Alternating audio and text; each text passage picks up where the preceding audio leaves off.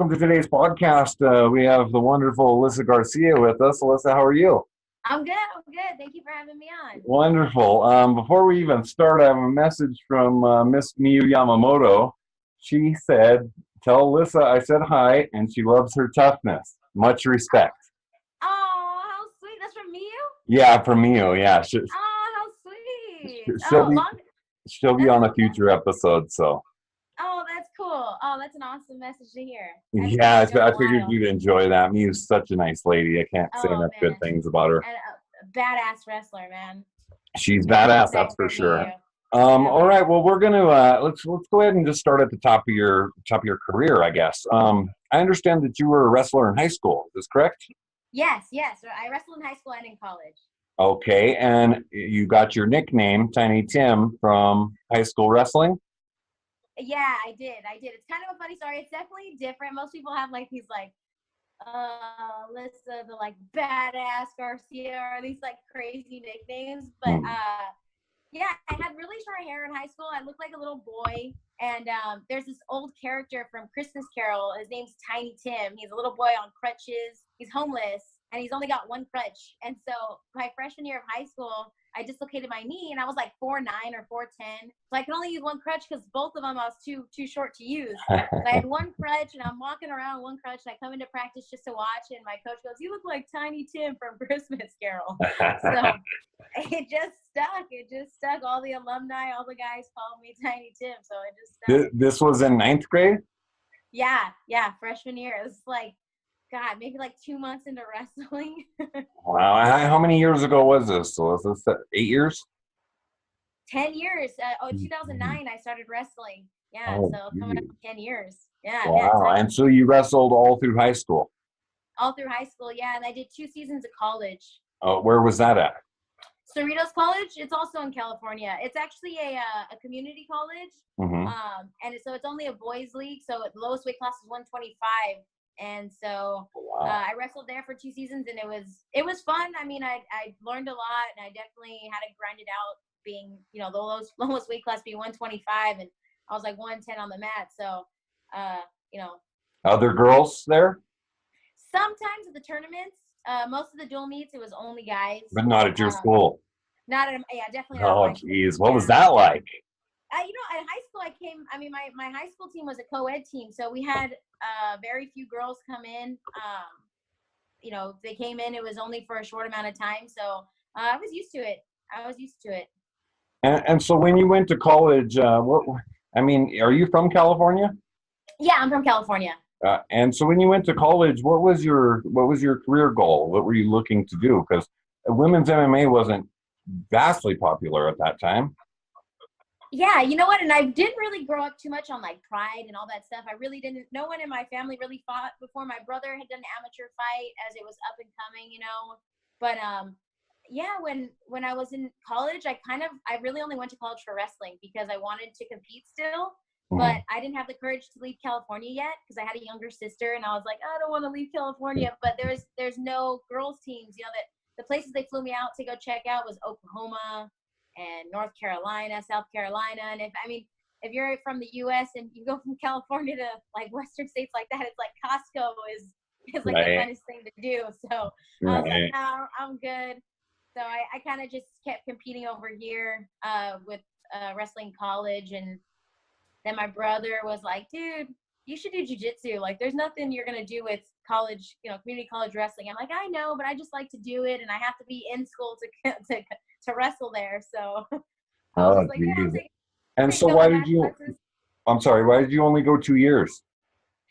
My shoulders actually started to give me trouble because I was just too small for the weight class. So it was starting to grind my body down, being so small. And so my brother's like, man, transition jiu-jitsu, it's just like wrestling. And I just wanted to compete. So I was like, okay, I'll try it. And then, 3 months into that and like some kickboxing classes, the coach that took me in, he was just like, you want to fight for like $100? I was like, heck yeah, I'm going to be rich.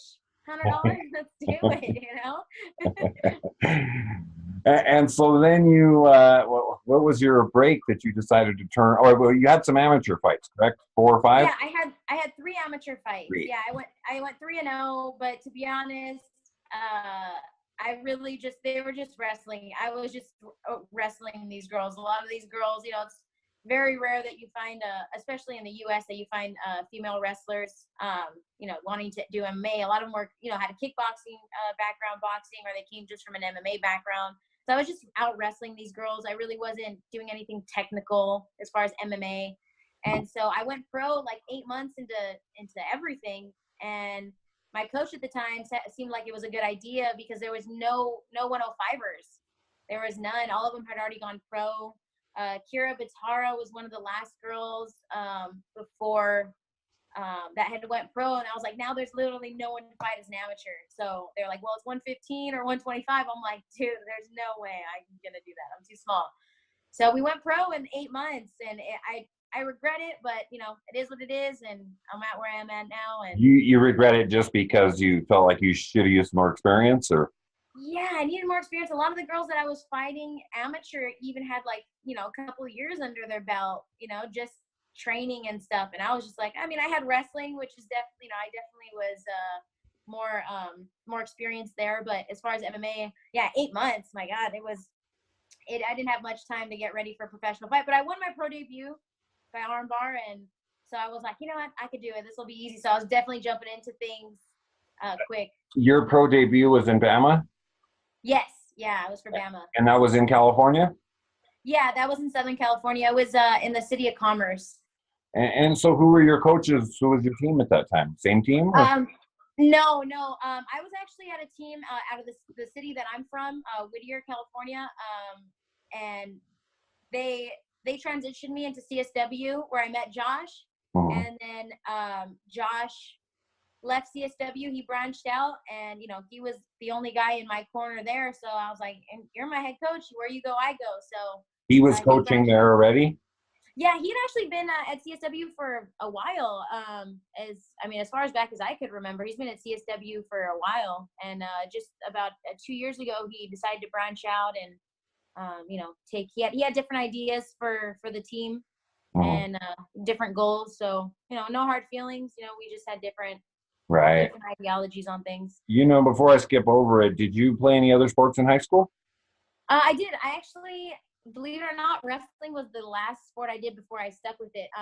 When I first got into high school, I played a lot of sports: football, baseball, basketball, volleyball. And then my dad's like, "Hey, why don't you try to be a girl and do cheerleading?" So my dad's like, "Just try it out. You know, if you sign up though, you got to do it. You got to stick with it because they take like $3,000 or whatever." And so he said, "Let's do it." You know, I'm like, "Okay, fine, I'll do it." You know, going into high school, you think the football players are the biggest thing and the cheerleaders are the biggest thing. You know, so I'm like, "All right, I'll try it." I've always been an outcast. I guess I'll try to go with, you know, I'll quit being the koi fish and go with the flow of the water already. So I jumped on ship and I hated it. I was like, "This sucks. I don't like it. It's boring. These girls are doing girl things. I don't like it." So, but my dad told me, like, "That's too late. You got to do it. You don't have a choice." So I started going to wrestling practice secretly. And then my brother's like, "Dude, just quit." I'm like, "I can't just quit." So the thing with cheer in my high school is you have to have shoulder length hair. It can't be any shorter. So I shaved all my hair off. I was like, "Now you can't have me." So they gave my dad back a little bit of money left, and he was like, "Whatever, do whatever you want. I'm done trying to help you." You didn't give him a choice, huh? Yeah, I did. I was like, "I'm not doing it, dude. I don't want to do it." And he's like, he's like, "You know what? If you're really gonna shave all your head off as a high school girl, then you must really not want to be in it." I started going to wrestling practice, and actually the way my dad found out that I was going to wrestling practice is when I had dislocated my knee, because my brother was like, "Shoot, she's in the ER." He's like, "Why is she in the ER?" He's like, "Well, she dislocated her knee at wrestling practice." And he's like, "Wrestling practice? What is she doing there?" He's like, "She's been there for a few months." So. Wow. Were your parents fighting fans, boxing, anything like that? You know what? Not really. My dad was, you know, I mean, I'm Mexican, so most Mexicans are into boxers. But, you know, that was really the only taste of martial arts I kind of got was like De La Hoya and Pacquiao growing up as a kid, and that was a big deal. But no, I could tell you both my parents have no idea what Pride is. You know, they definitely don't know who Josh is. You know, they don't know. Wow. That's unbelievable to me. I'm 35 years old, and you know, just thinking about talking to you, I was like, I'm gonna ask her about Pride, and then I'm starting to think, well, she was probably 14 or younger Yeah. at that time, you know? Yeah, no, I was definitely a lot younger. I would definitely have to be where like, my parents were watching it, and then that's how I grew up on it. Mhm. So, But what was the first MMA fight you saw? the first MMA fight I saw, that's a good one. You know what? I would have to say it was a Vitor, probably. I think it was a Vitor and Vanderlei highlight. I think it was like UFC 2 where he knocked him out in those little 24-hour fitness shorts. He has some back. He just like, blah, blah, blah, comes out and just finishes them. I think it was that because that had an impression on me even starting to get into MMA because Vitor has probably been one of my favorite fighters since I started getting into this whole thing. And he started off really young. I think he was like 19 when he won that fight. And, that in itself, I think, especially when you're competing, like when I was first starting into MMA, a lot of these girls were already older, in their 20s or their late 20s. I was like 18. And I was like, man, these girls are older. I don't even know what I'm getting myself into. And so that's kind of intimidating in itself. And, they already have a little more of a background or idea of what they're getting into. So I always liked Vitor. I liked his tenacity and his aggression. And it just reminded me like kind of old school stuff. Now that I get into, seeing all the Pride stuff too, it's definitely a little old school. But I don't know it'd be hard to say what my first fight was, but I definitely that one was one of my first. That one left the impression, huh? Yeah, it sure sounds like it. She's like, I couldn't even answer that question myself if you asked me. Yeah, I'm like, so you linked with Josh Barnett, who everyone knows. I mean, worldwide famous, amazing fighter. Yeah. And you guys started with your first pro fight? No, actually, I believe it was my. Because you had your second pro fight in Rocks Extreme, and then your third pro fight in Bama again. Those were all in California. Those were no. The one in Rocks was in Texas. Okay. And those three were with a prior gym, and then I got to CSW. I met Josh, and then from there on forth, I had kind of a big break too. It was about an hour, about a year and a half in between my third fight to my fourth fight. It was just more of a personal issue with my last team, and that moved me to CSW, and definitely everything works out for a reason, Well, I guess because your fight after that was Kanna Asakura, and who just lost the title to Ayaka Hamasaki. I mean, this girl is amazing, and she's been really good. And so for you to take on such a stiff test that early, what do you remember the most about that fight? You know what? It's so funny because when I think, I was definitely so new to the Japanese scene. Josh taking me out there. I'm kind of like, dang, I'm going. I just remember telling myself and Josh telling me, like, you're being thrown to the wolves. You're being thrown in this fight to lose. You have nothing to lose. And I just remember Josh really talking me up to this fight and telling me, like, look, girl, I've seen you in the gym. I've seen you fight girls bigger than you. I've seen you fight girls with more experience than you. And you surprise me every time. I remember when I first started going to CSW, Josh wasn't necessarily like a head coach over there. He was kind of, if he saw people that were serious about it and had really like a really good chance at making this their thing, he would pull you in. Because Josh is a realist. He's not the kind of guy that's like, oh, you know what, if you have the heart to do it and all that stuff. It's like, no, some people are meant to do it and some people aren't. And he has a good eye for that. I mean, the team that he's built up, I mean, these people, Victor Henry, AJ, all my teammates, I mean, they live and die for what we do. And, Josh has a good eye for that. So, Josh would always talk me up saying, like, you know what, this girl that you're going to go fight, they're bringing her up to be a champion one day. And sure enough, she ended up winning the tournament and holding on to that belt for a little while. And, he told me, like, this girl, all these people it's going to be 100% everybody's going for this girl, whether they think you could beat her or not, because you're fighting in her hometown. And I just remember when we finally got to Japan, it's cool. People ask to take my picture. They don't even know who I am, and he told me, he's like, you're fighting in an arena. It's called Saitama Super Arena. I have never heard of it before. Oh my God, Alyssa. That's crazy. I know. Never heard about it before. And we're about to do the practice for the intro. Like, Rizin Shoes, there's fireworks and fire, and and this was 2016. 2016, right? I believe this was Rizin 3. Yeah, I think you're right. Yeah, yeah. It was one of their very early cards. Yeah. Yeah, I had to watch those ones on a German or a Russian stream. You know, being so into No. Pride and Japanese MMA, I had to, you know, there was no English commentary at that time. I don't think they Dang, started yeah. English commentary till probably 5 or something. Oh, see, wow, that's awesome. Yeah, And you so, need more viewers. so yeah, I had seen one of your fights before, but I was going to tell you, you could tell Josh is passionate because he's the loudest person in the arena. No kidding. I mean, it's not so hard to be so loud in that arena either. It's so quiet. You know what I mean? I mean, it's amazing. But I do remember one of the biggest things I remember was when we walk out, as we're walking out, just like, so, you know, I know you're used to fighting in front of maybe like 1,000 people at max. But, you know, we're walking down. I'm like trying to get my head straight. He's like, so you're probably going to be fighting in front of about 30,000 people. And I'm like, wait, what? He's like, yeah, you're going to be fighting in front of about 30,000 people. I'm like, stupid. I put my earphone back in, and he pulls my. He's like, "No, I'm serious. You're gonna be fighting in front of about 20 to 30,000 people." I was like, "Wait, 20, 30? What does that look like?" And he's like, well, you'll see right now." So we walk in. I just see all these empty chairs, and I'm like, and you know, I'm thinking like maybe the first bottom has to be filled in. He's like, "No, it's gonna be all filled in." I'm like, "What the heck? This is crazy," you know, and. It was just a surreal moment. I just remember when we're warming up in the ring for ring check, and I just remember telling myself, like, fuck it. If I, you know, I'm going to go out there. I'm going to try to take her head off. She's going to try to take my head off. And, you know, I'm ready for whatever gets thrown at me. You know, I mean, she's just another girl, another human being. And, you know, I went out and did my thing, and it was awesome. For sure, one of the greatest moments of my life. You know, just well, you know, you're young, so you still got a lot of those moments, I believe. I definitely hope so. From being a fan of yours, I just believe that you have limitless potential. I mean, like I said, that's your fourth fight. Was that your first fight in a ring? That was my first fight in a ring. Yeah, totally. And you know, I actually prefer it. I like the ropes. I like it a lot more. Because of your wrestling background, do you think?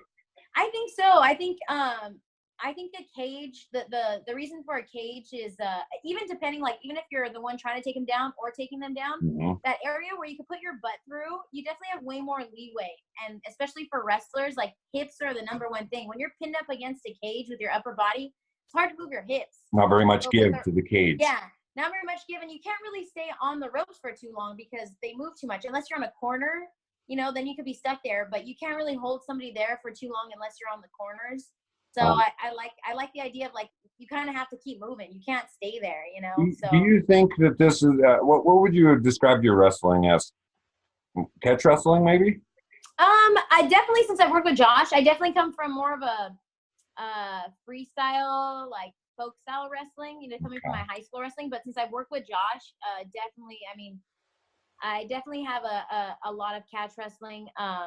In my game since I worked with Josh. You know, it's just different. I came from a jiu-jitsu gym or jiu-jitsu practitioner, and it's just different. It is different as far as the holds and the way you see things, how you see things. I mean, I remember first going to CSW and I'm taking people down and then ankle lock or toe hold. I'm like, where the heck did that come from? But you know, yeah, jiu-jitsu, it's especially gi jiu-jitsu, you know, they don't play too much with the legs until recently. Now that you see that more, as far as like, you know, quintet, you see a lot of, you know, people are going for leg locks and stuff like that. You see it a lot more often, but even 5 years ago, you didn't see that so much. And so now, it's definitely opened up my game. Yeah, there's an excellent quintet coming up, by the way, for fans that don't know.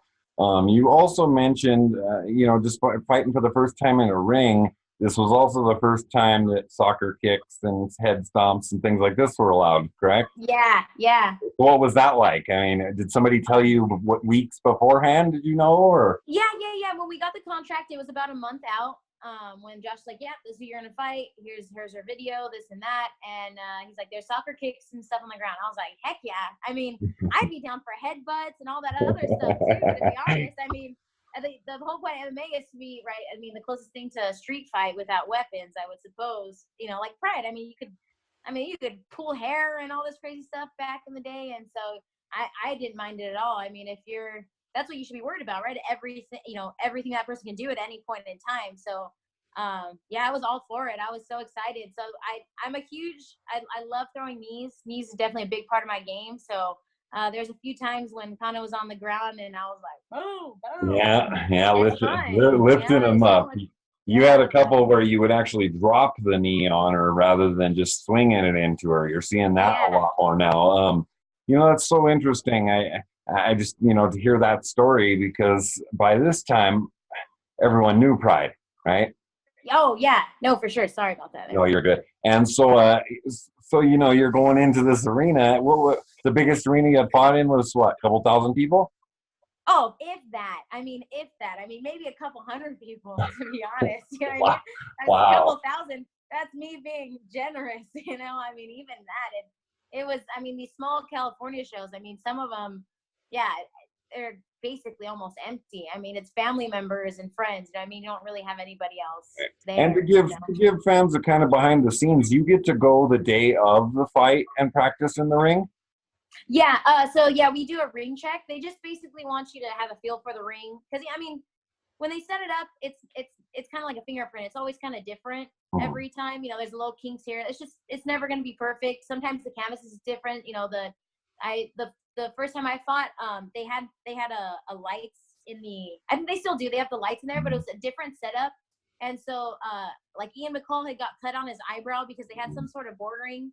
Against Manuel Kate, yeah. Yeah, they didn't have that the first time I had fought there, and then when I had fought Ayaka, that wasn't there. So it's always different. They're trying to find a good medium for everything, and sometimes they'll have people check it out. Might be a lump here, so they'll have to fix it, all that stuff. So yeah, you go check the ring out before. Wow, that's cool. And that's a common misconception with wrestlers. I talked to Frank Trigg on the last podcast, who of course was a wrestler. You watched the Horiguchi and Darian Caldwell fight? No, I didn't. In the last Rizin, you didn't watch the New Year's Eve Rizin? Oh, yeah. Oh, Horiguchi fought Darian Caldwell from Bellator. Oh, yeah. And most of the Bellator fans or the Darian Caldwell fans said that he's going to be able to get him way easier in a cage. Oh, yeah. Well, Gilbert Melendez was there on the commentary booth saying not necessarily because of what you're saying. The ropes have only 4 corners. It's easier as a wrestler, is what I've been told by almost every wrestler, that they'd rather be in a ring. Yeah, I prefer it. I definitely prefer it. I think it, it depends on everybody's game too. I mean, it depends what their game is, even as a wrestler, as far as that game, or keeping it there. Because I think taking them down off of the ring is kind of tough. But as far as keeping that pressure on them is pretty good. I mean, like I said, I like to throw knees. I like the clinch. So, I'll just keep my underhook and throw knees and keep them there. And then, when I decide to go for a takedown.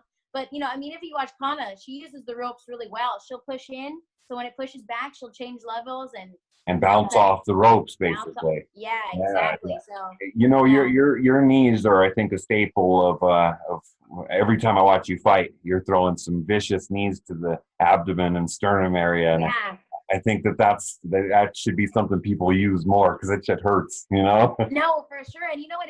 I was always kind of like, I fight at atomweight, so there's not too many knockouts. So I was always, when I first met Josh, I was always like looking for that knockout punch or takedown to a knockout ground and pound. Right. I was like, you fight at 105, there's hardly going to be knockouts. Not that there can't be, but it's going to be very rare because you're so small. And he's like, I want you to gas them out. I want you to teep them to the belly. I want you to, hit them in the gut when you can, take that gas out. They'll empty that gas tank little by little. Do you just attribute it to luck that you found Josh Barnett? I mean, what a guy to find.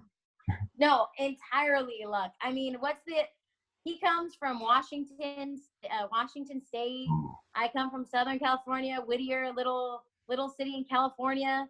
And he just happened to be in Brea, which is maybe 2 miles from the city that I was born and raised from. And he's training there. And, the gym that I came from, I moved over there, and it just such a random coincidence. You know what I mean? And that's why I say, like, I don't believe in karma. I'm not really religious, but something just worked itself out so well that I got so lucky to have Josh in my corner. And as a coach, I think that he's underrated. I don't think that has he coached any other big name fighters that you could think of offhand? Victor Henry definitely is one of his proteges. Victor Henry, he's had Megumi Fuji. I thought so. Megumi. He coached Megumi while she was in Bellator. He lived in Japan for a lot of years. So Abe from AACC in Tokyo, he knows all those guys. I mean, every time we go to Japan, he speaks Japanese. He's fluent Japanese, correct? I'm sorry? fluent Japanese Josh Barnett speaks? Yeah.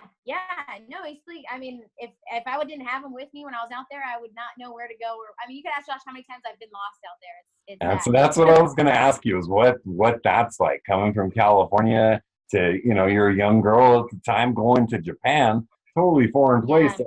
And there's very few people, talking to these Rizin people, there's very few people, the matchmaker. And, I mean, I guess like Garaba can speak some English from what Trigg has told me, but yeah, very few people. I can only imagine it was probably a culture shock a little bit. Yeah, no, for sure. And you know what? I'm kind of just down for anything for the most part, as long as it's not necessarily like death. Right. But I'm kind of just always down. You know what I mean? I'm kind of always down for whatever. I mean, Josh is always tripping out on me and Victor. Like, you guys come from small towns, but you're kind of just down for whatever. I'm like, yeah. I mean, what's there to lose? I mean, at that time I was I think 19 or 20. And I was like, yeah, why would I not? I'm going to be like, no, I'm not going to go to Japan because I'm scared. Like, and then what? I'm going to be 50 and be like, I sure wish I would have done that, Yeah. Definitely culture shock, but it's, that's what you should live for. You know what I mean? Yeah. To experience new things, to be scared of things, and then be like, man, I can tell people like, yo, I did this, I did that, and I know this, I know that. And it's just, that's what makes you smart. That's what makes you and different. And, it's definitely amazing. I totally agree. Do you think, I mean, because Josh had connections there in Japan, that was a big reason why you got on? Oh, for sure. I mean, there's no one's just gonna be like, oh yeah, hey, Alyssa Garcia with a losing record, let's put her on the giant Rizin card. You know what I mean? No, absolutely. And there's gonna be times where things are gonna be handed to you, and there's gonna be times where things you got to work for. But I mean, why not? I mean, if something's handed to me, of course I'm gonna take it. I'm gonna take the opportunity and run. Yeah, that's not taking any credit away from you, because, like I said, you went in there with Kanna Asakura, and anybody that's watched this girl knows that. I mean, outside of Hamasaki that just beat her, Reina wasn't even in her league the first time, and then the second time she got a little bit better. But Reina needs some work before she's ever gonna beat that girl. And Kanna's 21. Yeah, she's still, and that's another thing too, is like, I think Kanna shouldn't be so down on herself, because she's still so young. And, in 5 years, when she gets, a little more stronger, just, naturally, physically stronger, she's definitely going to be a lot more scary. And, that's another thing too about MMA. What's so amazing is, matches, like me and Kanna have this similar background with wrestling. That's what made that fight so tough for her. Reina's more of a striker, where it's like, I mean, grappling, she's had submissions and stuff, but she's going against an elite wrestler. And that's why, Ayaka and Kanna, that fight is like, I don't know how it's going to go, because unless Kanna can take Ayaka down without getting submitted, then it could be a scary match for Ayaka. But that fight with Ayaka and Kanna, I wasn't too surprised, but I knew it was going to go one way or the other. I just didn't know who was going to. Yeah, I was a little bit surprised, because Kanna's shown the ability to get out of submissions, and she did roll kind of. I mean, arm bars are hard. Who am I, armchair psychologist? But she kind of did roll into the arm bar, and Ayaka is just too experienced to let that happen. Her arm was almost out. How did you feel watching that fight? You know what? It was kind of hard too, because there's just like, oh, where are you going? Where are you going? But you know what? Desperate times calls for desperate measures, and even little things like the move of a wrist makes such a difference, because you feel safe. Like, okay, if I go this way, but if Ayaka capitalizes or beats on, turning that wrist or beating you to that elbow, that's where it is. But I fought Ayaka, I've trained with Ayaka, and me and her, when we train and we roll together, it's real close. I mean, as far as if she gets me or I get her, it's because not because I'm better, but because she made a mistake and I capitalized on it, or I made a mistake and she capitalized on it. When you fought her, it was a unanimous decision, but I think it was a closer fight. I think people should go back and rewatch that fight. It was close, and I honestly, I feel, people are telling me like, oh, you won. I'm like, I don't think I won. I think Ayaka won that fight. But now that I watched that fight, there's things where I think I gave Ayaka a lot of respect subconsciously. I was like, she didn't pick the champ, big name. Definitely. You had trained with her before this fight? After. Okay. I went to Tokyo for the deep card that I fought on, and I trained with her over there, and Abe and stuff. So would it be fair to say, though, that you're trying to get that rematch?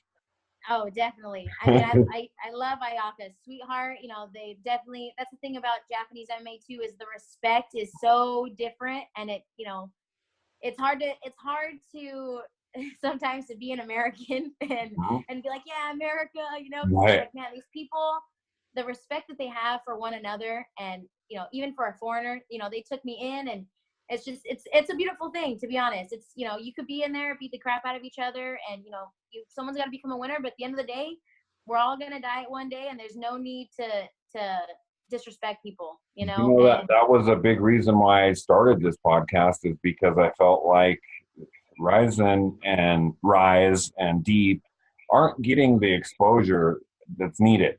Okay, so I yeah. talked to some MMA journalists who I probably shouldn't name. So, and they just basically told me, well, it just doesn't generate enough clicks. And I'm like, well, maybe you guys should actually send some people there and see what it's Yeah. like, because even on TV, it translates really well. The crowd, as you said, is really quiet until something happens.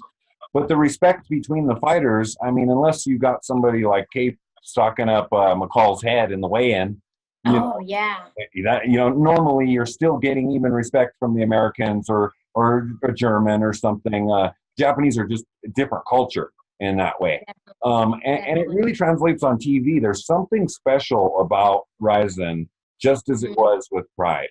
I mean, Yeah. really, really similar, and it's really hard to pinpoint, but that's why, I tell fighters all the time, like, I want to see them there. All my Yeah. favorite No, fighters, and I want to see them fight there. yeah. No, I agree. You know, I think that's one of the things too that I tell people, that, you know, the thing about Japanese MMA is just it even comes down to the fans, literally strangers. I mean, every time I go into Japan from the first time, where nobody knew who I was, as far as, you know, the Ryzen or MMA world, I was being handed gifts, being asked to take pictures, and you know, these people are just, they respect their fighters, they respect people, you know, foreign or not foreign, and that's just something that, as an American and someone from, I mean, I'm even from California. California is pretty diverse, and you don't see even too much of that in California. And I'm from it's Colorado, and frustrating. it's the same way. Really diverse, but still, it's not the same thing. I had a couple exchange students when I was in high school, 18, 20 years ago, and Japanese was interesting to me, the language itself, much less how they conducted themselves. It was just, I could tell they were different than everybody in the school in a way that I was attracted to. I wanted to be around these people because they were so fun. They're really fun loving people, but also really respectful. The average Very. American is not the most respectful person, Yeah. on average, Yeah. especially in high school. Yeah. No. Oh And, yeah. and God, especially so coming out of okay, high so when school. you went back the second time, was that at Saitama as well? It was actually, I was the next two fights were in Fukuoka. Okay. So more down south. You actually, from coming from California, you have to take a flight to Tokyo, and then another flight from Tokyo to Fukuoka. The worst 3-hour flight of my life. Every time, it's so terrible. But What's so bad about it? You're from here, from California to Tokyo, it's about a 12, 13, depending on the weather. It could be up to like a 15-hour flight. So when you get off that plane, you're like, yay, like motherland. But then you're like, no, you got another 3-hour flight. So you got to get on there, get on another 3-hour flight. It's just like, God, believe it or not, that 3-hour flight is the most exhausting flight. Have you started to, because you fought in Japan, what, four times now? 5 times? Yeah, 4, believe 3 Ryzens. I want to say 3 Ryzens. Yeah, you fought in Ryzen 3. The autumn show in 2017, I think that was Aki no Jin, is what it was called. And and the last one was the tournament. I fought the tournament, yeah. Okay, yeah, Ryzen 10, I believe. Okay, yeah. Ayaka. And and then you fought in Deep now, of course, so 4 times. Are you starting to get acclimated to it a little bit? Yeah, definitely. I mean, it's so cool. I got pretty lucky. My last fight for Deep, I was actually on a 2-month trip in Asia. I fought in China, and then from China, I flew to Tokyo, and Josh set up a whole camp for me in Thailand. I mean, I flew to Thailand. So from China, I was there in China for about a week, and then I was in Thailand for about a month, and I trained there at a Thai camp. And then from there, I flew to Tokyo for about 2.5 weeks to train. I was all by myself. So I was by myself, no Josh, no Papa Bear to help guide me everywhere. So, but it was cool. He set me up at AACC. I trained with Ayaka. I was over there at Abe. Reina wasn't there at the time, but I trained with all the guys and gals over there. And yeah, you know, I was kind of just experimenting, just kind of, you know, taking the train wherever on my days off of training, and, you know, figuring it out, and, you know, eating by myself, just ordering, you know, going to steakhouses and stuff. And you knew you were going to fight at this deep card? Yeah, and I already knew Josh had set up the China fight for me and the deep fight for me.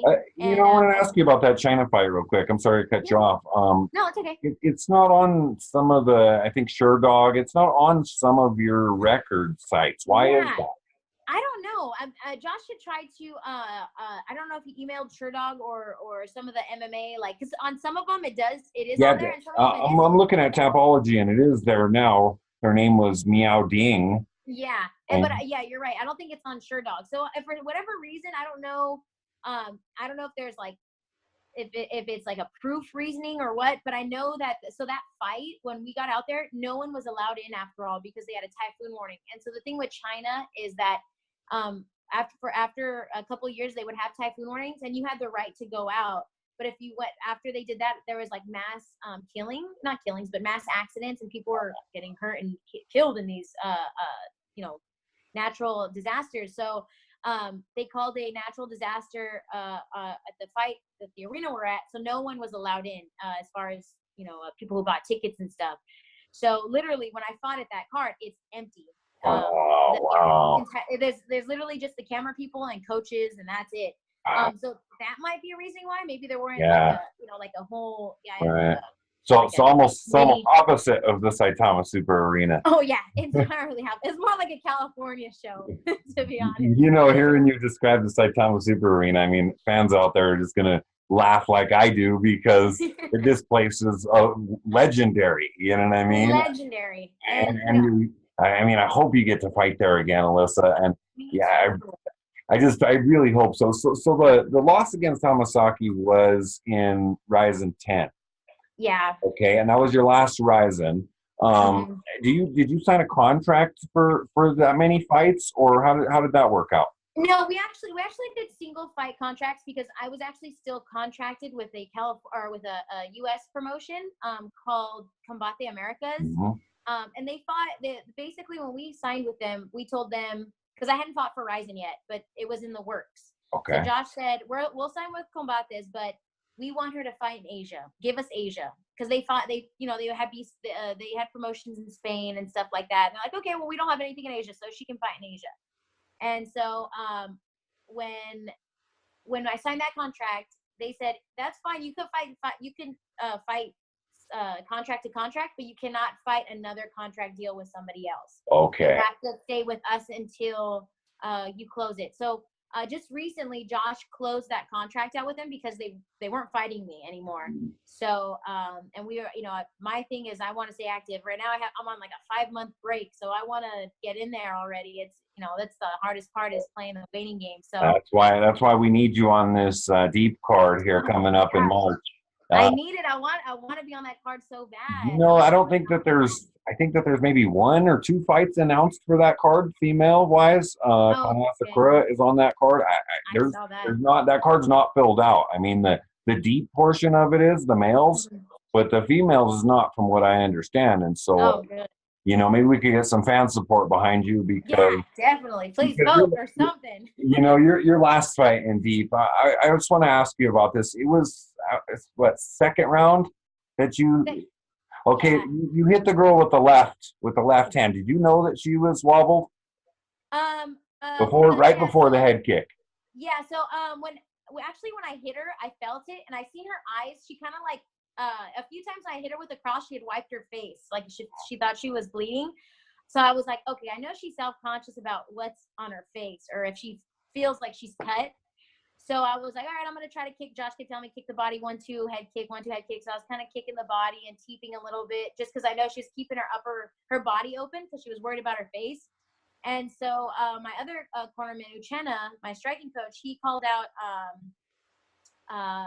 what did he call out? Something, I forgot what he called, but it's basically a cross, a hard cross. You just dedicate all your power to one cross. And so he shouted it out, and I did, and she kind of like, you see her eyebrows in the video, kind of like, oh, dang. And so I was like, okay, she don't want to get hit with that again. So she's going to move her head. Yeah, and then she moved to your left. Yeah. The second time I figured she moved that way, so I'm like, dang, I hope she moves the other way the next time. And, you know, I advise everyone to go watch that. I believe it's on Deep's YouTube page. so yeah, Deep It's Impact. Deep 85. 85 What a head kick, Alyssa. I mean, like you said, for the lighter weights, and that's part of the problem. I get it. People, you know, with the UFC don't like some of the lighter weights because there's not as many knockouts. It's more technical though. Let's, you know, Yeah. I mean, Yeah. part of Rizin's appeal to me is also, it seems like not just the Japanese fighters, but did you still feel a certain amount of pressure in Japan to get the finish? Yeah, kind of, because even when I fought Kanna, I knew I won that fight, but I remember sitting there like Josh telling me, he's like, I don't know if you won, you know. Josh, I mean, if you ever meet Josh, he seems like this big scary guy, but he's a big old teddy bear, and he loves what he does, and he loves his students. And I remember after that fight, you know, it's basically, it's like we're in there. It's like he's in there with us, but he's like, I'm not. The only person who's gonna win this fight is for you. I help you as much as I can, but this is you. So after that fight, he's putting my shirt on. He's kind of frustrated, and he's like, I don't know if you won. I don't know if you won. You know, I don't know. You know, it's just like, he's mad, right? I'm thinking the same thing. Like, I don't know. I'm in her hometown. They don't even know who I am. They want me to lose. You know, they want the star girl to finish this girl. So, you know, when I was like, I mean, I think I won all 3 rounds, or at least 2 rounds, but you never know. See, I was confident that you had won that fight, and the thing about Rizin for me is it's hard to root for anybody because, I mean, unless you're acting like a punk, you know, it's just really hard. It's MMA on a different level. It's like I just enjoy to watch it. I sit back and, I mean, a few exceptions. Horiguchi, I can't help it. You know? Oh, of course. I mean, that guy deserves to be on some sort of Hall of Fame. I mean, he's just amazing. Did you see that they renamed the dorms at American Top Team? Did you see that? Yeah, I saw that at ATT. What's so funny too is my teammate Victor Henry. He'd gone over there to help Horiguchi train for that fight against Tension.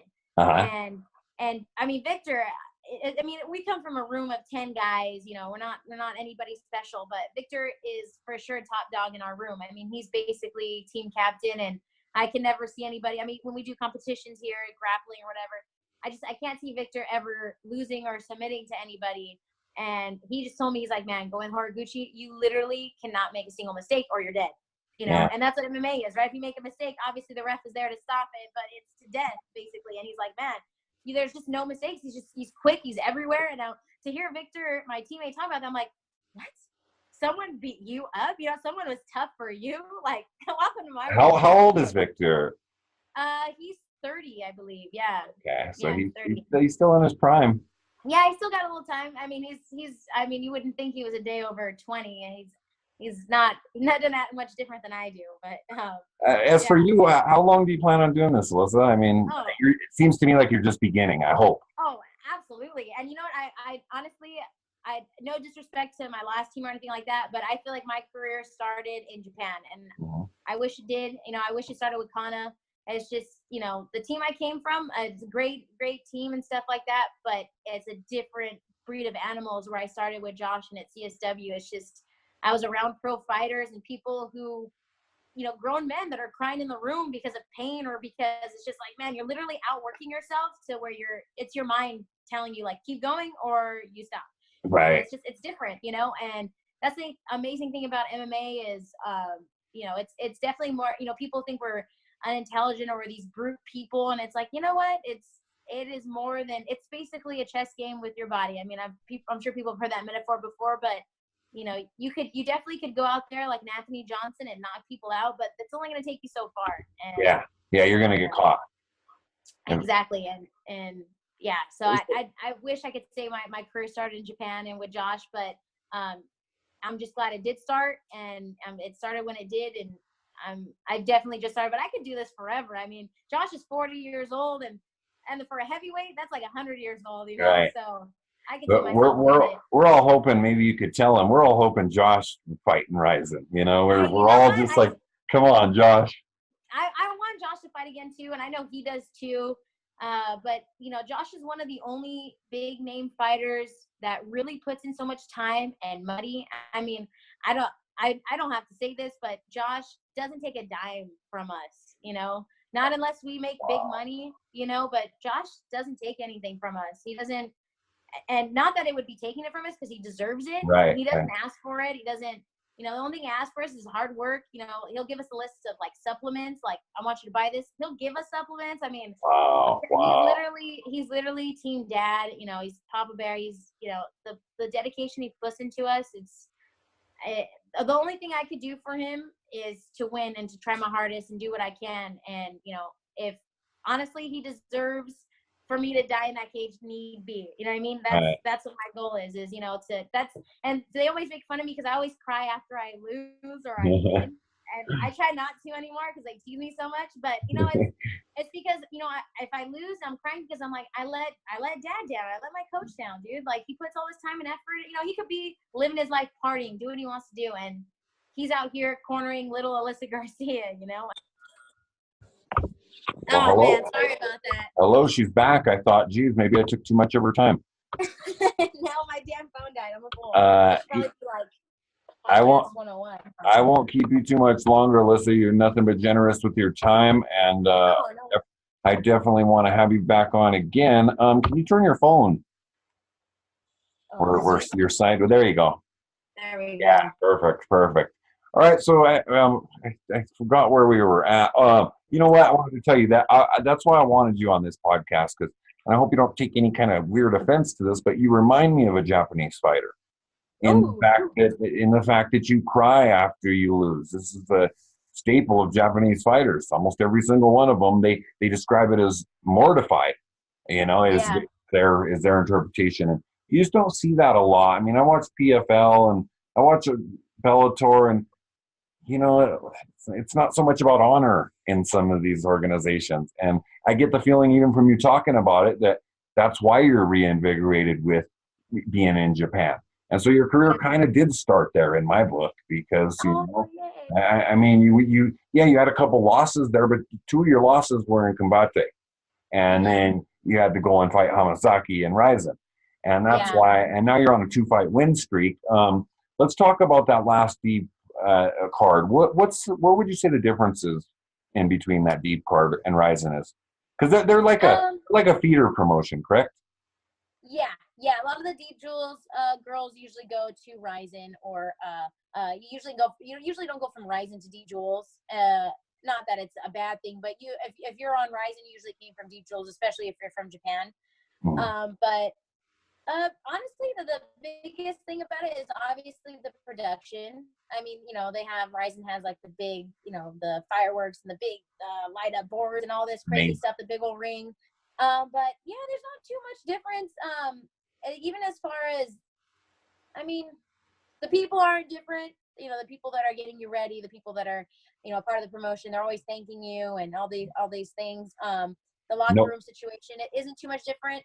What's cool about the locker room situation is they give you a lot of food. There's a lot of food for you guys to snack on. There's like what would be like a bed in Japanese culture. It's kind of like a little bamboo stitched up. It's about this, maybe like an inch thick. Just for you to relax on. A lot of, it's kind of the same thing. Like you go to like a regular fight show, they have water and stuff, but you're always taken care of. But it's Deep is closer to Rizin than Combate or any of these other organizations. Okay. Deep's closer to the regular little small promotions. And then that's what I'm trying to get people to understand. Like I said, the Deep YouTube channel just has a wealth of amazing fights. I encourage people to go there. I believe that this 88 will be live on YouTube, from what I'm hearing. Yeah, actually, well, I think even my last one was live too. The one that I was on. Something happened where they couldn't do pay-per-view anymore. I don't know what the issue was, but they weren't allowed to charge, or I don't know. I know that I think they had a deal with Abema TV, I think, or maybe that was Rise, but because Rise is a similar, organization. But I advise everyone to watch these and give them a chance. But Rizin especially, how does it feel to come out to Lenny Hart? Oh my God, dude! It's so funny you say that too, because everyone wants to hear their name shouted out by her. And I remember Victor, because he's fought a bunch. He's been to Japan a bunch. He's fought a bunch of Japanese fighters, but he's never fought on Rizin. And she does the announcing, and I think it's just amazing to like hear my name like that, and then watch Pride fights, and I'm just like, dude. fanboy moment, you know? Yeah. This last New Year, she had laryngitis, I believe. And they had the Yaranoka card, which was the early card. I think okay. 6 to 8 fights, and then 14 on the. She called 22 fights that between that morning with laryngitis. She had no voice at the very end. You know, Miyu Yamamoto told me that Lenny Hart is making people famous in Japan, and I told Miyu back, you know, you still got to go out there and fight. But I got what she was saying. You know, I mean, you know, the signature voice. I can't wait to just ask her. Well, I mean, where do you even develop that talent? What do you do? Sitting in your room and, you know, can you think of anything in any sport like that? Have you ever fought in an organization that even had anything close? Because you know, one has the imitation Lanny Hart, right? It's kind of like the little, that's just like funky voice, but I mean, you could tell. I mean, it's definitely one of a kind. Her voice and the way she just puts like a little signature on your name, and it's the same every time. I don't know if you ever. She's always, it's the same every time. Well, if you come out to the same music, right? Yeah, well, I come out to the same music. Yeah, I'm Which thinking about changing. Which is what, Led Zeppelin? It's Led Zeppelin when the levee breaks. Yeah, but I'm thinking about coming out to Stone Cold Crazy by Queen. I'm thinking about it. You know, I saw a picture on your Instagram of Black Sabbath. You had a Black Sabbath shirt on. That was one of the pictures. Actually got me that shirt. And you know, and the other picture that really I was like, this girl wants to fight in Japan was your post about Japan. I miss you. And I'm thinking it hasn't been that long since Alyssa fought there. And I look, and it's August, and I'm like, geez, you know, I can't imagine. I can't wait to go as a fan. Man. But yeah, Lenny Hart. I mean, she's.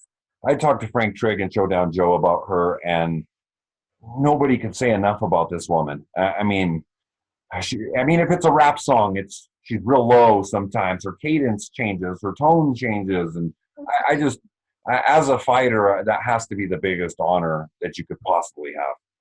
Oh, huge, and it's so cool too because I knew who Lenny Hart was, and I hadn't really met her before, and you know, obviously she knows Josh, and so we ran into her at the airport, and she's just the sweetest woman. You know, she's just kind of like very free spirited. I mean, you know, the way she dresses and the way she carries herself and talks, she's kind of just like, whatever, you know, doing her thing, and she's just a sweetheart, and it's like, and you could tell she loves what she does, you know, and it's amazing, you know, she's traveling the world doing what she wants to do, and it's, you know, some people are born to do certain things, and that's definitely, you know, she's found her calling. And I agree. I just, you know, and I mean, I hope you listen to that one. I'll send you some clips or whatnot. I just want to know where that comes from. Like, what do you do? Sit in front of the mirror? And I mean, I've been watching boxing and combat sports and football and everything all my life.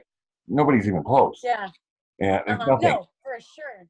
And so hearing your name like that, is it surreal? Do you go home and watch the Rizin pay-per-views? And I love watching it just for the intros, you know, the fire, because, you know, when I'm up there, you got to stay focused, so you're not like, dang, there's gonna be fire going off behind me in like 2 seconds, you know. So, you know, I get to watch it after, you know, the big old billboard, like lit up billboard or whatever on the back with your name and face and stuff, and it's like, I always want to like turn back and be like, there's gonna be a 60-foot image of my face, but I need to stay focused, so don't turn around, you know. So do they make those videos for you, Alyssa?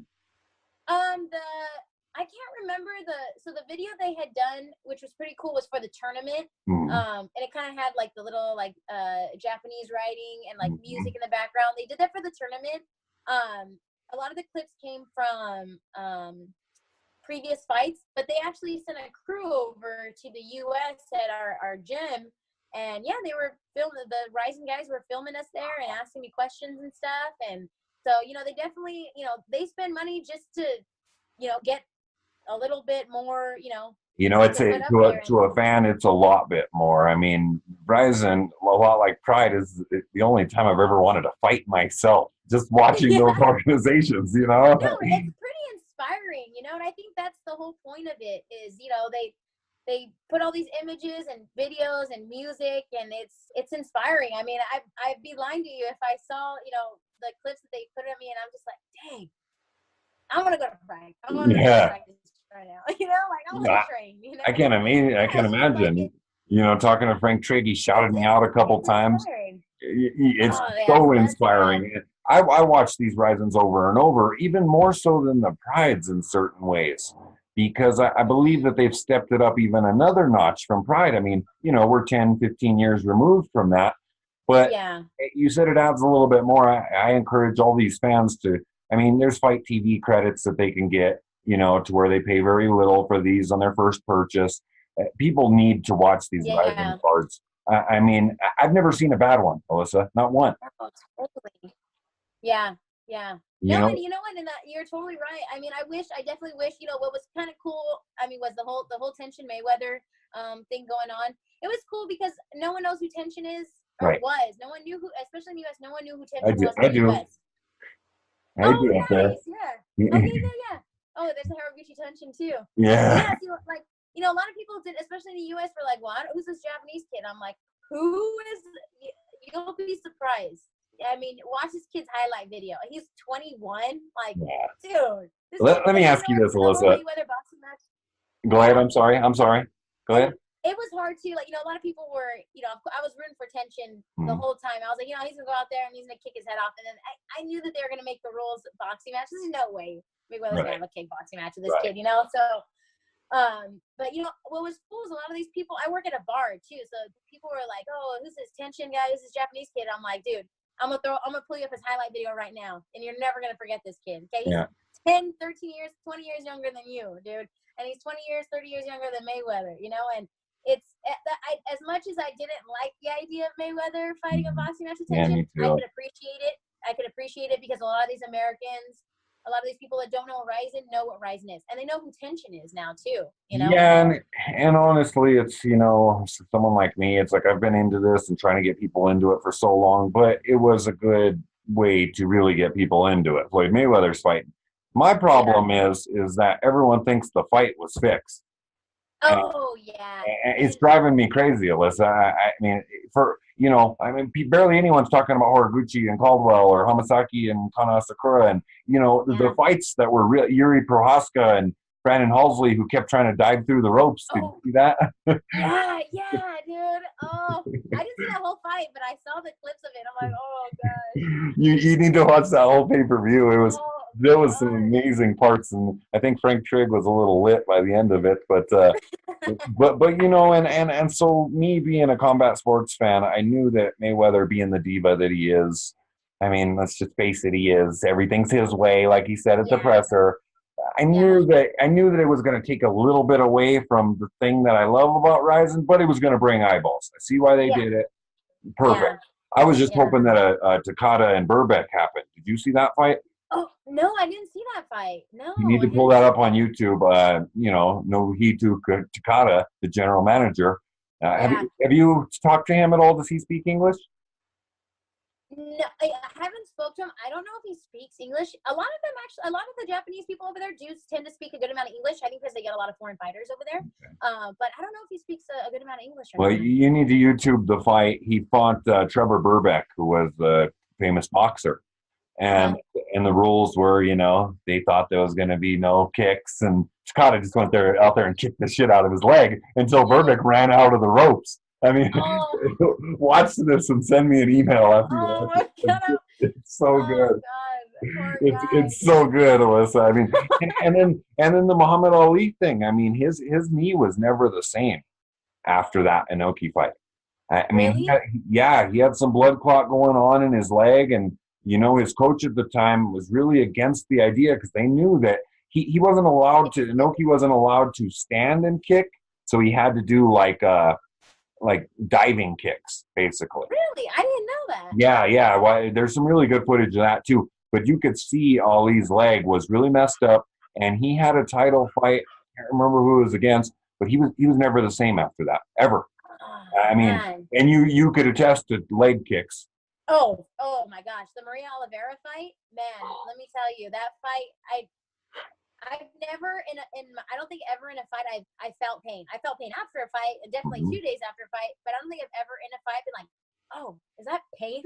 Like, I mean, I've had my nose broke. I've never felt pain in a fight, and that leg kick that I took early on, like those leg kicks I took early on, man, it changed the rest of the fight for me. I was going to ask you that. It's interesting you mentioned. I was going to ask you because that's the one fight that I've seen of yours where I was like, Did what the hell's she doing? yeah. Like, did the leg kick change it that much? Did it change the mental state as well? Yeah, definitely both. Because as that leg kick where I had to switch stances, I was kind of bouncing back and forth because I was testing the movement of my knee and stuff, and the movement of my knee it had changed entirely. I was scared to shoot because I was like, if I shoot, I feel like my knee's gonna explode. It felt like a rubber band. Was that at 115? That was at 105. It was I think it was like 108. 108. Yeah, it was like 50 kilos or something like that. He's long though, a lot longer than you are. Huh? He was a lot longer than you are, right? I mean, taller. Yeah, she was pretty tall.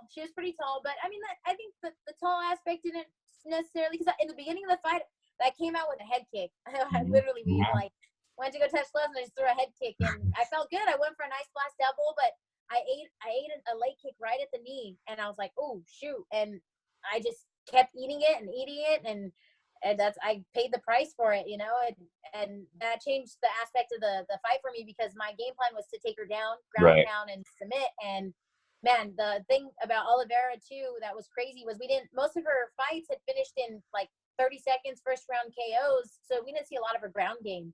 And sometimes there's those people that you take down, they just pull you into their guard, or they're like springs. You take them down, they're like up, and those are the worst people to want to take down. Yeah, she's super athletic. I knew that was going to be a tough matchup going into that. And like I said, I was already a fan of yours, and so like I said, there's very few people I root for, but certain people, and like I said, it's because of your warrior spirit, Alyssa. I'm telling you, you go out there every time, and you're an inspiration to me. My daughter has watched you. I have a 16-year-old. Oh, that's awesome. Yeah, and I mean, I hope you don't inspire her too much, because I don't want her taking those leg kicks. I mean, yeah, no, shoot, I don't.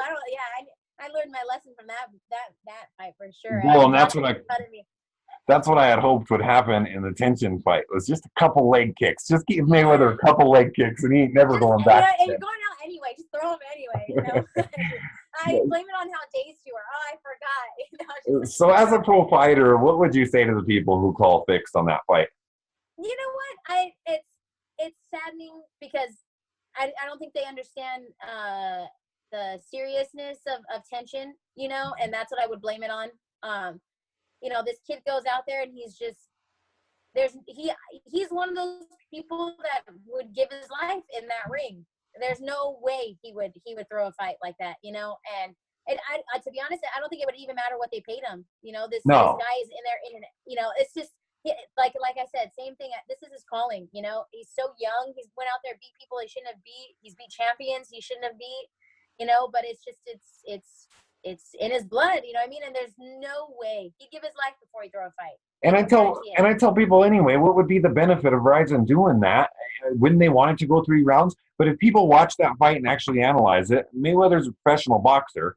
He knows equilibrium shots. That first shot was behind the ear. Have you caught a shot like that where your equilibrium was gone? Oh, heck yeah. And not in a fight, but definitely in training. And it definitely happens in the tussles. But yeah, I mean, that's the goal, right? I mean, even with the head kick, right? You're not trying to head kick them in the chin. You're trying to get them on the temple or in the back of the ear. You know what I mean? That's soft spot. See, and I thought tension made the common mistake of boxers. What they do is they get up too fast.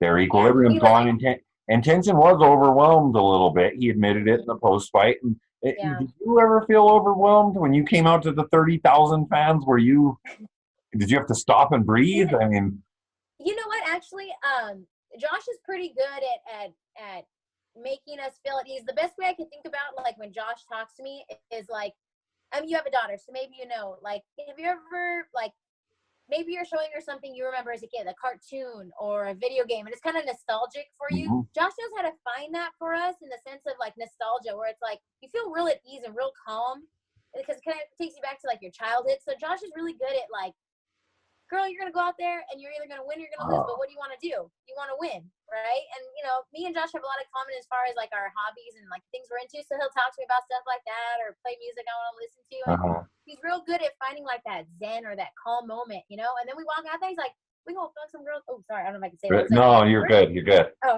like, we're gonna fuck some girls up. We're gonna have fun. We're gonna party later. Let's get this done out of the way and have fun after, It's like, you're right, let's go do this. Yeah, yeah. That's what's so funny is you describe him like that until you're in the ring and he's yelling at you, Alyssa. Yeah. Yeah. And you know what? That's the thing too. And I think that's what makes Josh a good coach too, because when you know someone cares so much about what you're doing and they take it at heart, that when you hear them frustrated or mad, it's like mom or your dad telling you something, or they're gonna beat your ass if you don't do it, And it's like kind of like that. Like I remember in the Maria Oliveira fight, I was like exhausted, I was tired, I was like mentally breaking myself down, and he's telling me like, or even in the Kanna fight, if you stay here, you're gonna lose, Alyssa. If you stay here, you're gonna lose. And I could just hear like disappointment, and I'm just like, no, I don't. I'd rather die or pass out or whatever, or lose this fight trying than hear that disappointment, Well, from my coach. and I've seen do or die. Yeah, and I've seen you take some shots, Alyssa, and I just got to point out for the fans out there, you've never been knocked out, and Never. not in professional, not in amateur. I have been put out. In practice. Yeah. I have. I'm not knocked out. Josh, I don't know, he might get mad if I tell him this, but me and him were playing around just like light sparring and stuff, and I'm a lot shorter, so I'll fake to like get in and throw an overhand, and right when I faked, he threw an uppercut, and I fell in his arms, he's like, oh my God, are you okay? I'm like, yeah. Why? What happened? He's like, nothing, just sit down, take a few rounds off. He's like, I'm so sorry. I'm like, no, it's all good, but yeah. Never in a fight. I've never been. I've never even been dropped. No. I've never even been dazed in a fight. Yeah, I've never been dropped or dazed or anything. So, well, I think that pays a lot to your mindset, because I've seen you take shots. I mean, I've seen you take shots from 115-pound girls that are probably 120-pound girls. I mean, I've seen this happen, and I think a lot of it is your mindset. But what I wonder is, I mean, you see people's chins go. I mean, you're young. We're far away from this, but you see people's chins go. I think that part of it is just mental. They know that they've been put out once in the ring, Ooh, yeah. So my thought to you is just, you're never going to be put out in that ring, Alyssa. You know what I mean? Hell no. Hell no. You're gonna kill me trying to, or I'm gonna kill you trying to. Absolutely. And you know what, Josh is, man, let me tell you, that guy, he has a great fight IQ. He's an intelligent person to begin with, and even as a heavyweight, he's got an okay chin on him still. He hasn't taken a lot of damage. He's a smart fighter, and that's definitely how he teaches us. We do a lot of neck bridges, a lot of neck work, because he thinks that your neck is a big base on, the whole whiplash, and you get hit. And so he's really smart. He makes sure that, we take care of ourselves, and if we're feeling lightheaded or whatever, like, take a round off, it's not worth it. So you're doing things on your head with weights going each way. With weights, more bridges. I do a lot of bridges, like wrestling and stuff. So I do a lot of bridges. I try not to put too much weight on my neck, because I'm a little smaller, so I don't want to, grind it out too much with my neck. Right. But yeah, I definitely do my neck bridges and stuff. And I'm a big believer in a strong neck is going to keep a strong chin. Look at somebody like Yoel Romero from the UFC. I mean, that guy's got such big crap. Yeah, I don't even think his neck can turn. Yeah, dude. Exactly. So it definitely fighting smart is definitely keep you from fighting so much harder too. So.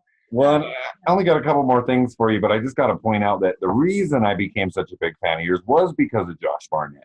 Because I watched this guy in Strikeforce, and Strikeforce to me was, it was something special. Scott Coker knows how to make things special. I mean, this whole thing that they're doing with Rizin now it could be unprecedented and unbelievable, and in a way that could overtake the UFC.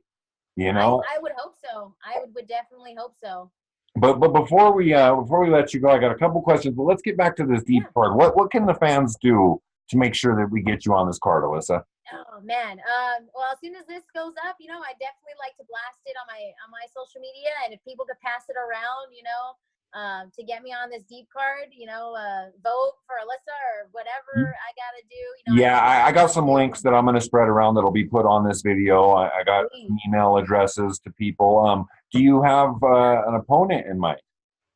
I don't, and I'm not really a big person to call people out. Right. It's not really my thing. I know a lot of people are like, well, you gotta do it. I'm like, oh, right. It's not my thing, But I don't necessarily have any certain names. I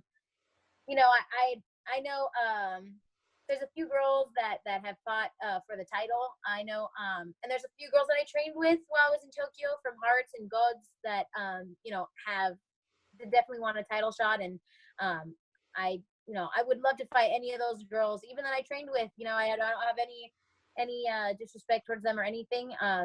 Yeah, it's a fight game. To be honest, yeah, no, definitely. To be honest, I'll take anybody, and I think it would be a great card too to have both Kanna and I on that card. To maybe set up a little. That's what I'm talking about, and as you know, Alyssa, and as you know, you put on we got to get you on this card. You put on a hell of a display, and you might be on that Rizin card, if not the April, maybe the May or June card that they're gonna do. I'll take all of them. I'll be on all of them. To me, I like Bellator. I like UFC. I like PFL.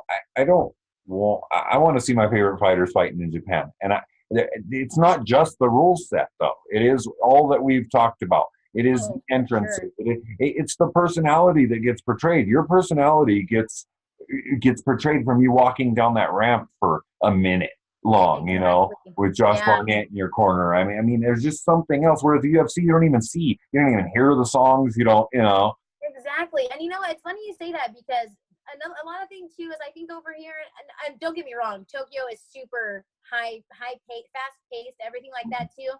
And I think with UFC, it's like, okay, we'll get him from walkouts when he gets to the cage. Everything else is going to be a commercial or whatever, But man, the patience and the money and the time they put into the whole production of Rizin, like you said, it creates a personality for the fighter, and it makes you, even though you don't know them, you feel like you know a little bit about them. Yeah, I didn't know you. Giving a little bio, they ask you, and it's cool because this is like, for sure most promotions will ask you a little personal questions, but they have a whole crew of Japanese, American, Swedish, whatever people into like the media days asking you like, where are you from? Who's your coach's name? Where are your coaches from? And it's like, they really want to get to know you because they want to blast your personality up there so that the fighters or the fans they feel like, oh, dang, that girl did this and that.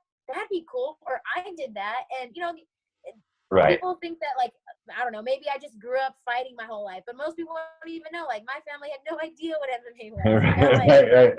If you get to know them, we feel like, oh, shoot, that's pretty cool. And I'm going for this girl because her family has no idea what MMA was because I have no idea what MMA was. Or, you start to build up kind of a fan base and like teams or just people who are like, oh, it's definitely more personalized, and like you said, it definitely is. And that's why, like I said, I watched Rizin Yamamoto against Miyata on this last fight. It was Miyata's retirement fight.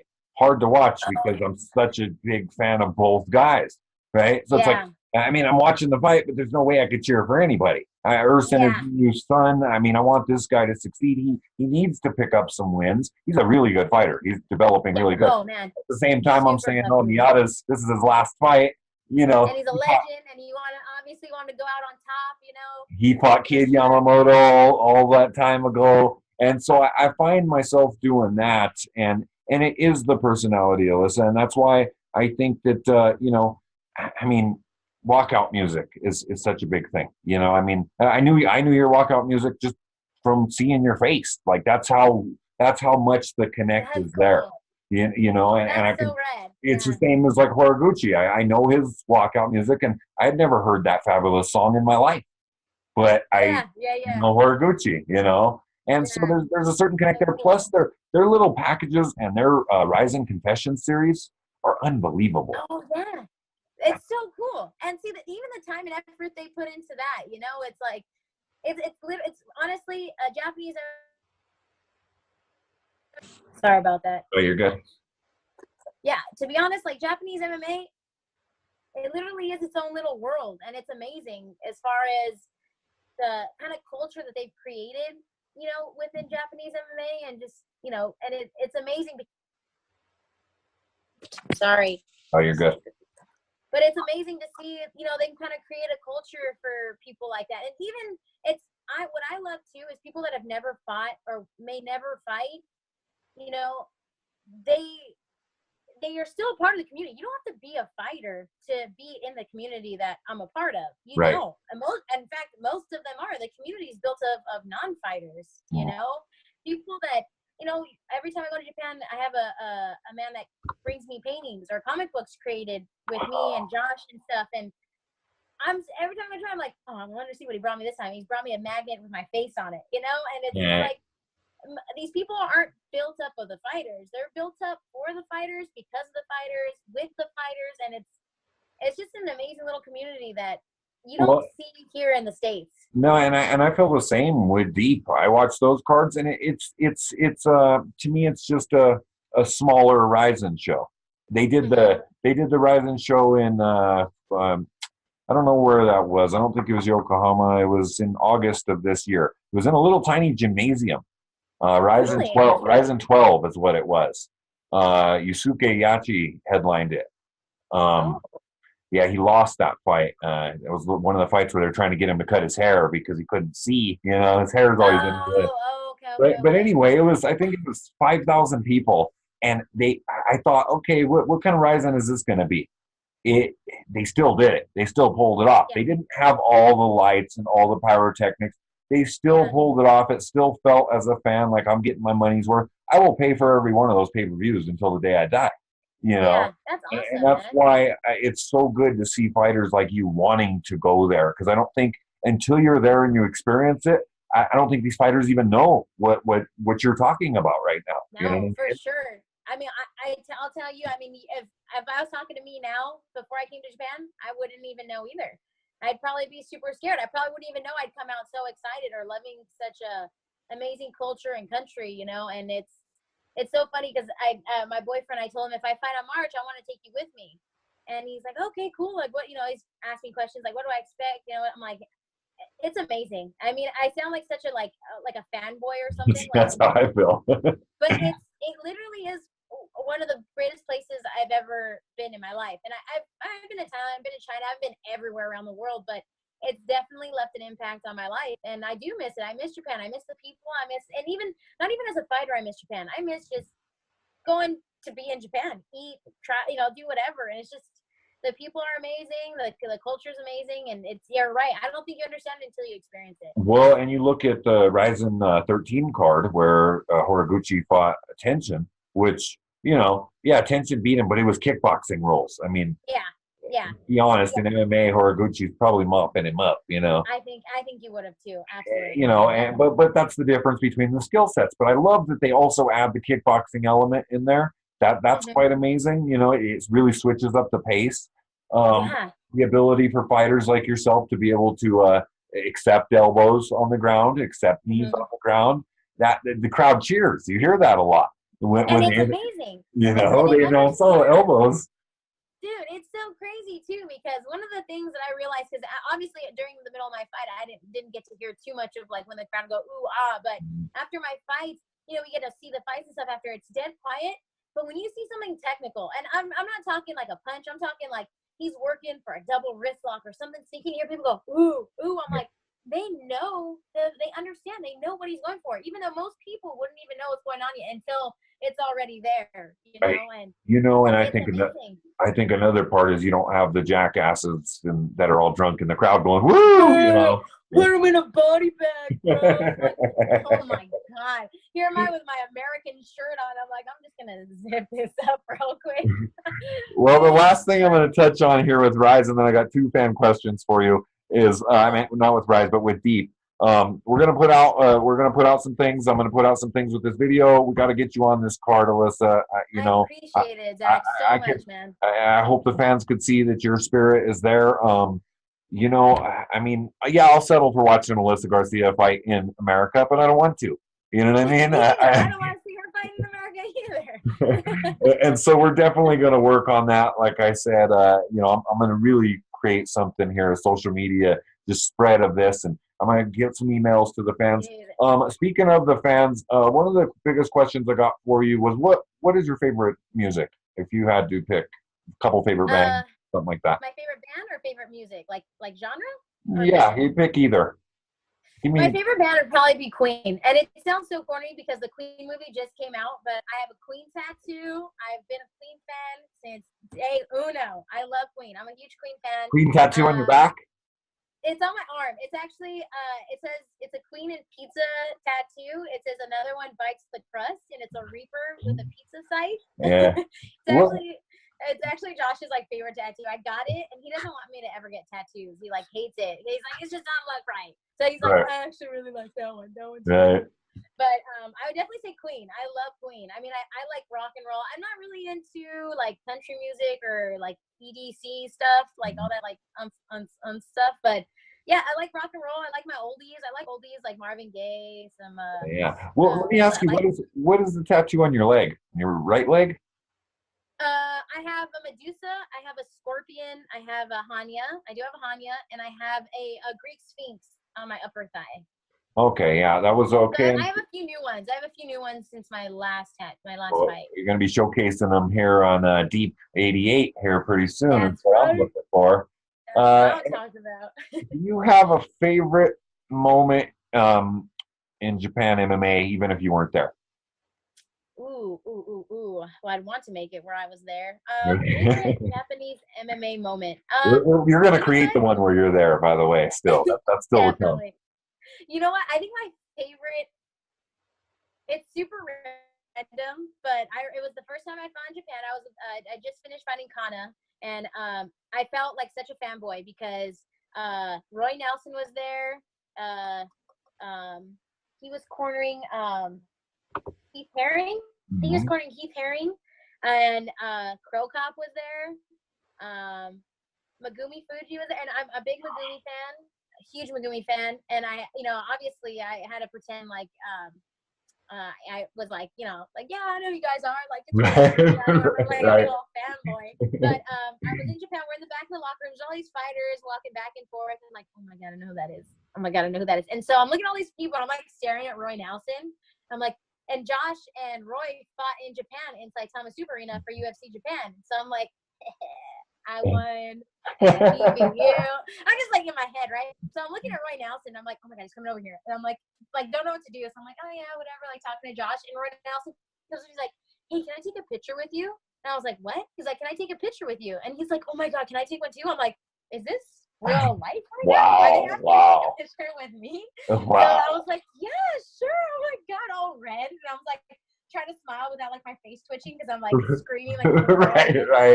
And I'm like, dude, this is so cool. Like, it's just, and there are huge deals to, you and I and a lot of other fighters, but, we think they're all these superheroes, right? But they're just normal people. But, they appreciated the fight. And he's like, yeah, I want to take a picture with you, girl. And I'm like, that's awesome. Absolutely. And there's Crow Cop, like, talking over with Josh. And I'm just like, do not, like, scream right now. Like, that's Crow Cop, dude. Right. Like, it's a trip, Well, and my goal is to get to Saitama before Crow Cop is gone. I mean, he's so amazing, and we're watching these legends, going out, and that's why I'd love to see Josh in Rizin. I mean, just one more time. I know he does some pro wrestling stuff, but fans are clamoring for it. It's like these legends that are going out here that are paved the way for you people like you.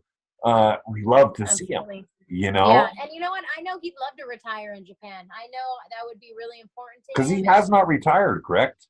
He hasn't retired yet. No, a lot of people think he's retired because he left the UFC, or he finally got the UFC to get rid of his contract. But he hasn't retired, And believe it or not, even though Josh is 40, I definitely think he still has a lot of fights still left in him. Look at Daniel Cormier. Yeah.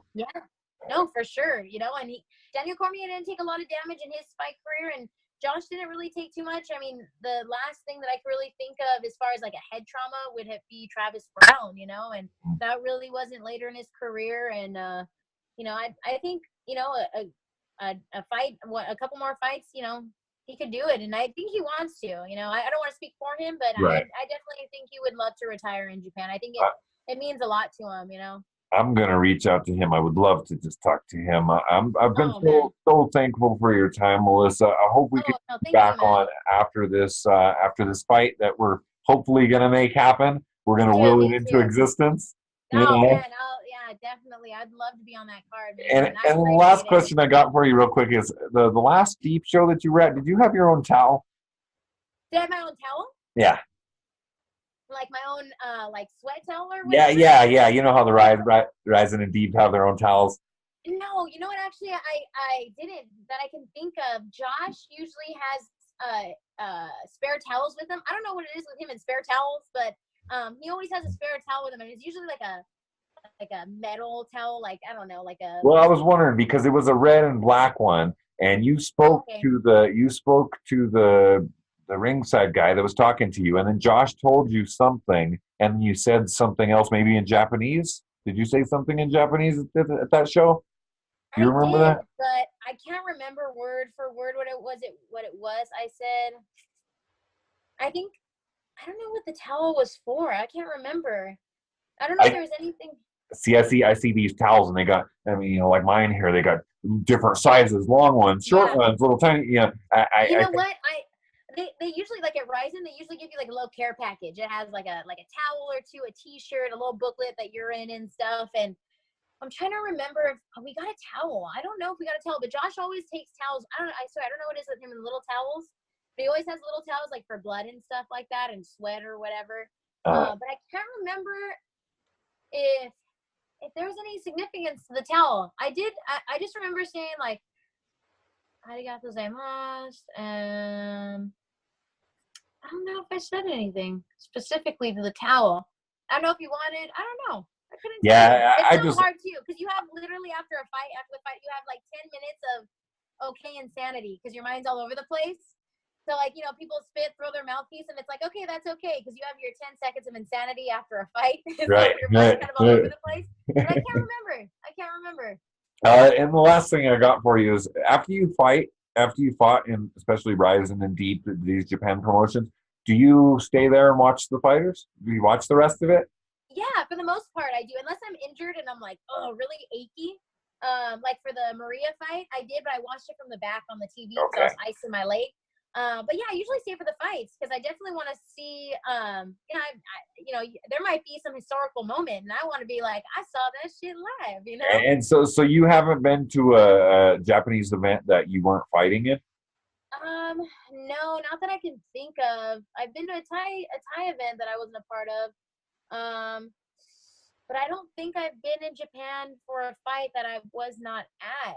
We Unfortunately. no, for we're gonna make sure that you're at them all is what we need. Alyssa Oh Garcia, man, Bison, that's definitely. And I'd love to. What's so cool is I like being one of the small million pieces that bring a little bit of the Japanese MMA and culture back over here.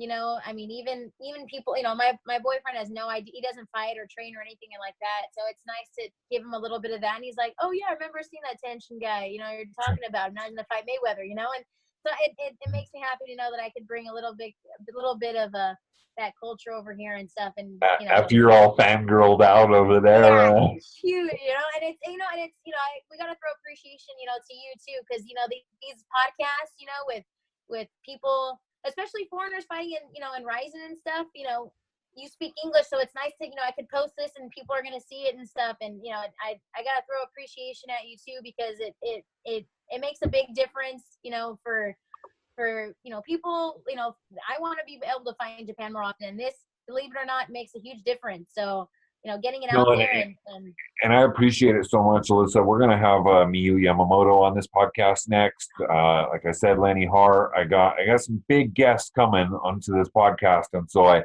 just been really lucky and really blessed.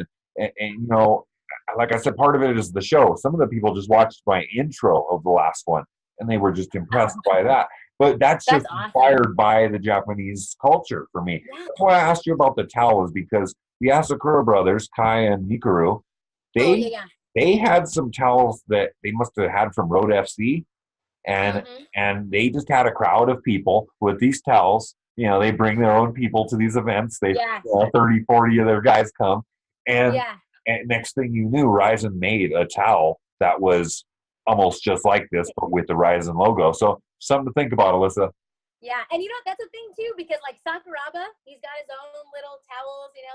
It definitely is like a little Easter egg, I guess you could say, that a lot of these fighters have and competitors have. So yeah, it's kind of cool that it's so funny because I've noticed that before, but I'm like, is that like a tradition, but it is definitely like a little Easter egg, that some guys have. So yeah, it's so interesting. I got this. I've been hitting this vape pen the whole time, and it's a Rizin vape pen. What? You got that off the Rizin website? Yeah, it's one of these C-Tech vape pens here. And I got it. My friend went to the Rizin 13 and got it for me, right? That's so rad. I mean, it's like there's probably not very many of these in existence. You know, I rarely use it. Special moments when I'm watching Rise, I'm talking to you. And so this has been nothing but surreal for me, Alyssa, and I cannot wait to have you back on. And Definitely. my prediction this time next year, you're gonna have your own Rise and Tell. That's my prediction. Oh, no, we'll design it. That'll be our thing. That's what's up. It's gonna happen. You know what I'm saying? I appreciate you so much, Alyssa, and I will get this to you right away. Can you give out your social media for people? They need to follow your Instagram for sure. Yeah, absolutely. My Instagram is at Alyssa Loves Gold, and my Twitter is Alyssa Garcia 105. Unfortunately, they're not the same, but yeah, absolutely, man. If you guys give me a follow, Zachariah, please give him a follow. Like I said, Zach, I really, really appreciate, like, you know, this is great for people that aren't so big, you know, and are there up and coming fighters, and you know, it's a great way to, you know, believe it or not, but when Rising gets up there past UFC, you know, this is one of the reasons why. So. Well, I appreciate that, Alyssa, and let me tell you, to me, you are big. So I just appreciate all this time, and I'm really, really thankful and humbled by this experience, and I cannot wait to do it again. Yeah, same here, man. Take care of yourself, Alyssa, and we're gonna campaign for this Deep show, Deep 88. Everybody out there, Alyssa Garcia needs an opponent. We're gonna find her one. Deep 88. That's right. Much love, Alyssa. If you see me, tell her I said what's up, and I hope to see her soon. I will. She'll be on the podcast. I speak to her. She's such a wonderful woman. I mean, I'm gonna try to get Urson on as well. She told me the other day he speaks Hungarian better than he speaks English, and I'm like. Oh, is that where his wife is from? Well, his wife speaks English though, so I don't know. I have no idea. I mean, isn't Urson only 22 as well? I mean. Yeah, he's pretty young. Yeah. See, and that's what I'm saying. This new breed of talent, and that's why, like you said, Rizin is going to pass CFC. This is going to happen. Pride did it, and this is going to happen. And that's why I'm, you know, so encouraging you and wanting you to fight there too, because you're one of that upcoming breed, you know. And Thanks, so, man, I appreciate it. If you get a chance for me, thank Josh Barnett for me, because absolutely he made you. He made me a fan of you. Oh, I appreciate that, man. That's awesome. Honestly, but really much love to you, Alyssa. Thank you so much for all your time, and we'll be in contact, okay? Awesome, man. Appreciate it, Zach. Have a great one. Take care, you too. See ya.